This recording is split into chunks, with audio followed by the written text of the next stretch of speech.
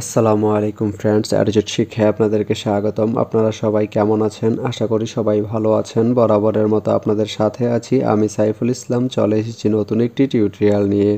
So আজকের টিউটোরিয়ালটি কোন বিষয়ের উপর হতে চলেছে সেটা নিশ্চয়ই আপনারা টাইটেল এবং থাম্বনেইল দেখে অলরেডি বুঝে গেছেন। তো আমি কথা বাড়াবো না, চলে যাব মেইন টিউটোরিয়ালে।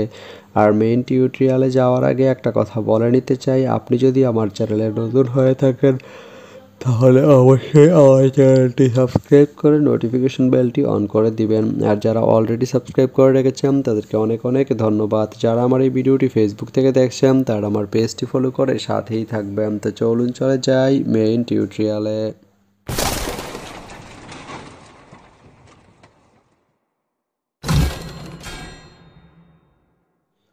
তো বন্ধুরা, আজকে আমরা জানবো আপনি পটিয়া থেকে গুমদন্ডি যেতে কোন কোন ট্রেন রয়েছে, সেই ট্রেনগুলো ছাড়ার নতুন সময়সূচি, বন্ধের দিন এবং গিয়ে পৌঁছতে কতক্ষণ সময় লাগবে বিস্তারিত।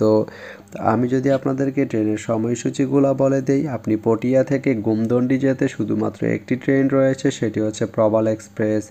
প্রবাল এক্সপ্রেস ট্রেনটি পটিয়া থেকে ছাড়বে দুপুর 1টা 30 মিনিটে এবং এটি গুমদন্ডি গিয়ে পৌঁছবে দুপুর 1টা 48 মিনিটে। সোমবারের দিন এই ট্রেনটি বন্ধ থাকে।